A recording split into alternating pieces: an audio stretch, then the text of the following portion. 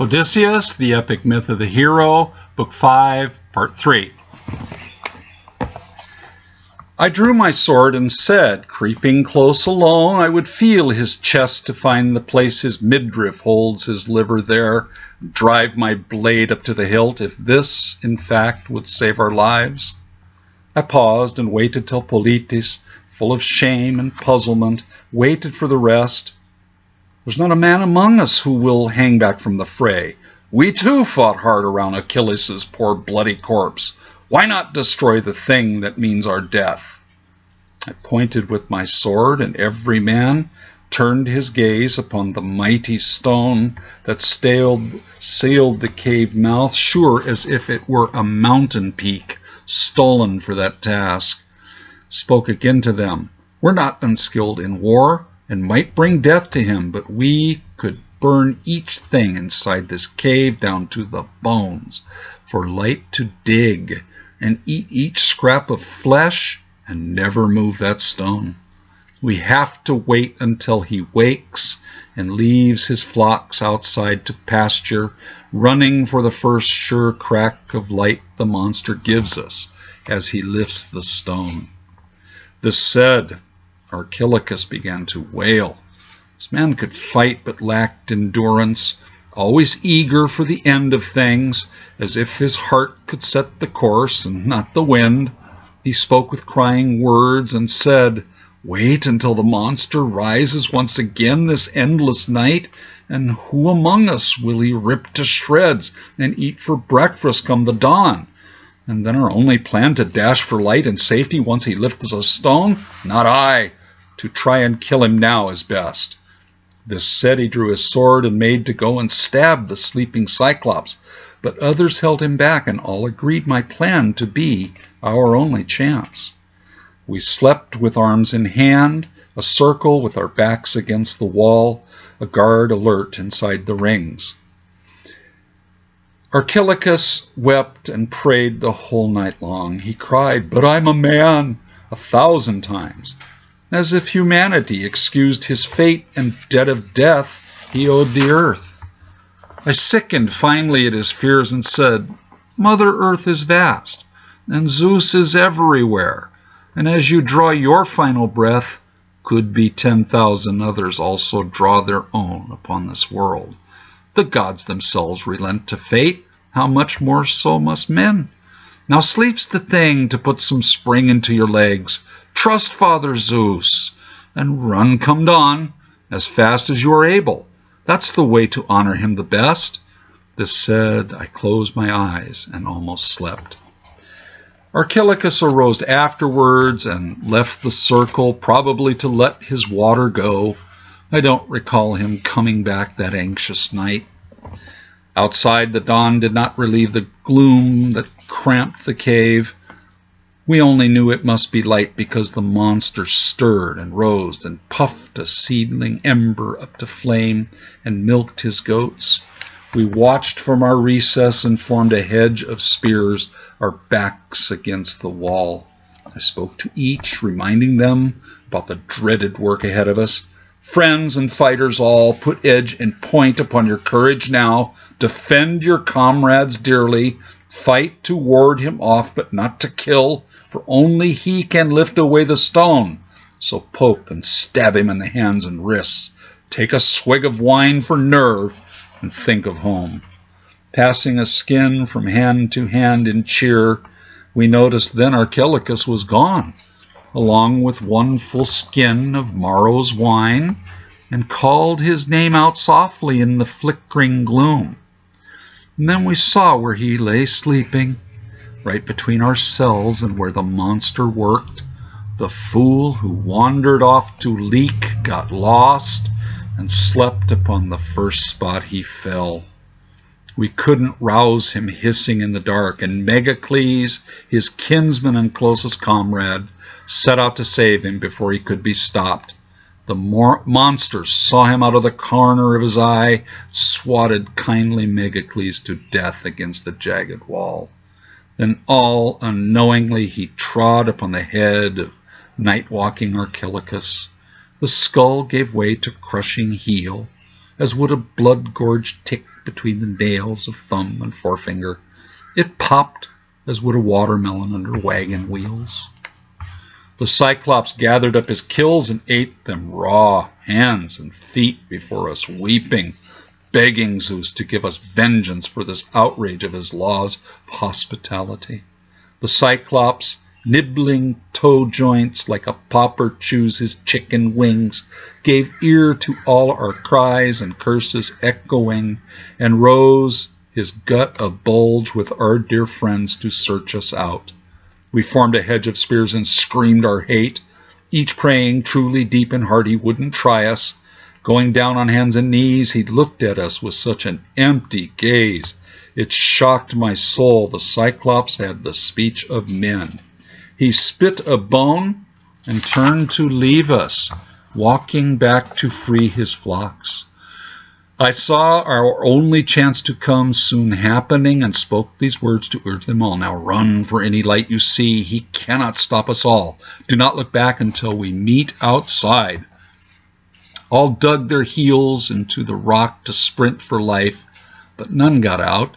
He swept us back from light and life with a massive staff, the size of mainmasts found on ships with 20 oarsmen, and set the stone in place again as would a hunter cap his arrows safe inside his quiver. Crying to the gods to save us all, we slumped in gloom and gave our hearts to grief. At length a saving anger cleansed my soul. I prayed to bright Athena that she grant me freedom and revenge. Inside the depths of heart and soul I weaved my wiles to work the Cyclops' woe. Without the sun to mark the passage, dawn to dusk encompassed lifetimes wandering.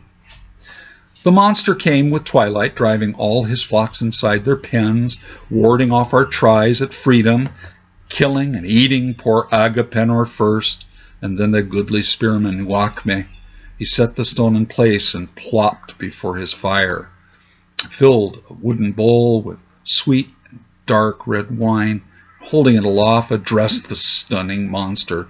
Cyclops, here, receive this gift of wine and drink, now that your feast of human flesh is done, so that you may know the cargo and the hold of my lost ship.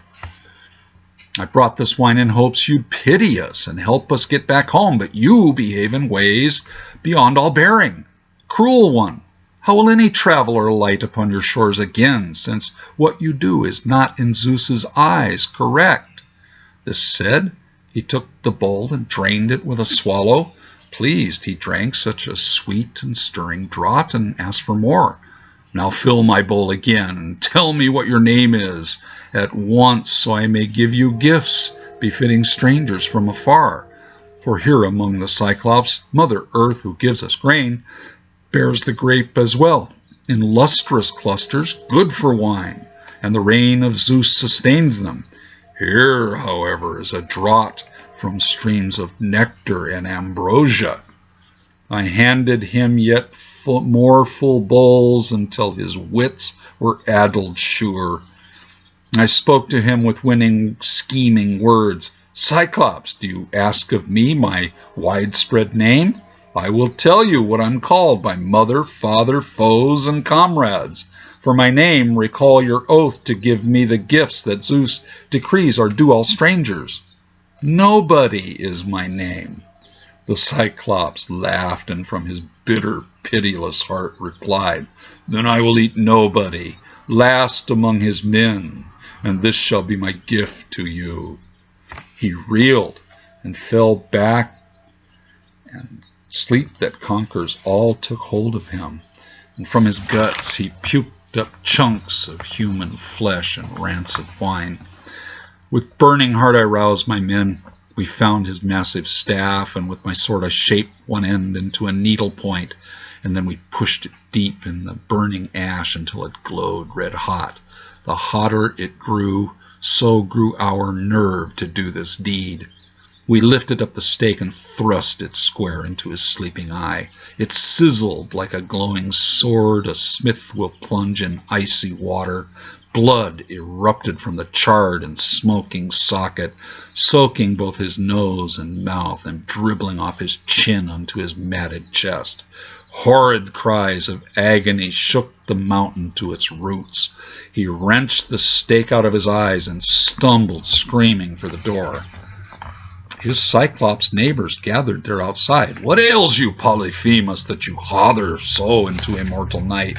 Is some quick thief among your flocks and driving them away, or does some creature do you violence there inside your home?" It shocked my soul to learn this monster had a name like any man or hero found in song or legend.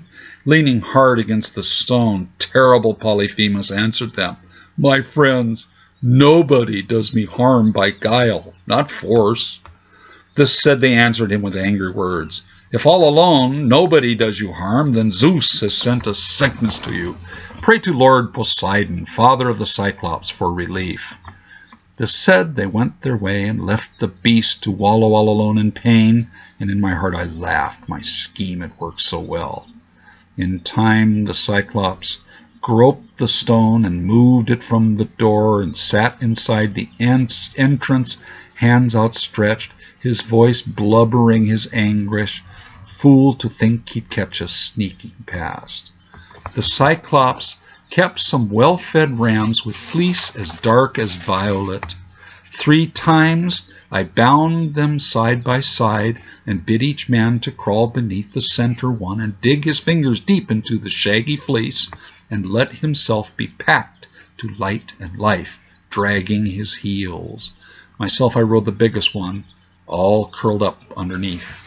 As soon as dawn appeared, the ruby swirling street, sweet as ever was seen, the rams began to bleat to leave for pasture, and the Cyclops, groaning, ran his hand along the backs of each to search us out, but in his folly did not find a one of us escaping underneath. And last of all the flock, the ram that dragged me walked behind the monster's searching hands. Terrible Polyphemus said to him, "Beloved ram, why are you last to leave the cave? Not once before have you been left behind by sheep or goat, but always eager it was you who led the flocks to pasture, grazing on the tender sprouts of grass. It was always you who reached the river first, and you who longed to come back home at night. But now you are the last of all. You must be full of sorrow for the eye of your poor master, which an evil little man put out along with all his stinking fellows after he had dulled my wits with wine. I tell you, nobody hasn't escaped destruction yet. If only you possessed the gift of speech, then you could say just where he skulks and shadow from my wrath. If I could lay my hands on him, I'd jerk his arms out of the socket and eat him raw and slow, starting at the toes. Then my heart would feel a bit less sad for all the woes that worthless nobody has brought me." This said, he sent the ram out of the cave. At once the beast was in the light. I loosed my grip and fell to earth and freed my men. We ran the flocks down to the beach in haste for fear the Cyclops might be right behind us. Driving all the sheep on board, I bid my crews to man their oars and push away from shore before I let them grieve for all the friends we lost. We struck the gray tossing seas with mighty strokes, back watering. The Cyclops now appeared high overhead on a cliff, and once we'd almost passed the distance men can shout, I hollered mocking words. "Wretched Cyclops, beast, not man, though human speech you bandy heartlessly. The man you thought to eat was not a weakling, though in stature small compared to you. Your evil deeds are now your own, unknowing, undoing, stubborn pig who lacked the brains to fear the gods and ate the guests who came to visit you inside your filthy hovel. Zeus therefore has taken vengeance on you, as well as all the other gods." The monster raged and screamed as if all the slaughtered fighters round the walls of Troy cried their burning wounds at once. He broke a hunk of mountain peak off in his hands and hurled it overhead into the sea just past the tiller's box and made a giant tidal wave, which washed us back up on the shore, our bow beached high upon dry sand. I ran up to the bow, seized a pole, shoved us once again back out to sea. My crew backed water for their lives, and once we'd gotten far enough from shore to turn our bow toward open sea, I ran back to the stern to say one last farewell. My comrades begged me not to goad the monster any further. Stubborn man, why still provoke the savage beast to rage when mountains crumble in his fist? The next big chunk he throws could sink us all. Still I could not dim the anger in my heart nor curb my taunting tongue. Cyclops, animal with human speech, should any mortal ask the shameful blinding of your eye, be sure to tell them all that versatile Odysseus, who sacked the sacred citadel of Troy, the son of Laertes, lord of Ithaca, destroyed your hateful eye. The monster groaned and prayed to dark-haired Lord Poseidon, god of seas and sire Polyphemus. Hear me, Father, if indeed I am your son and you proclaim yourself to be my father. Grant my prayer that devious Odysseus may never reach his longed-for home in Ithaca. However, if it is his fate to reach his native land and see his wife and son again, I beg you keep him gone for many years in sore distress, and also kill each member of his crew, and let him find 100 troubles waiting at his door. Polyphemus wrenched a greater stone and hurled it with anguished strength. It hit the water short of us and roused a tidal wave that pushed us safe far out to sea. So now you know, amazing goddess, all that prompts the hate of Lord Poseidon, misbegotter of bloody monsters, and why the winds and waves clash to keep me far from Ithaca and sweet Penelope.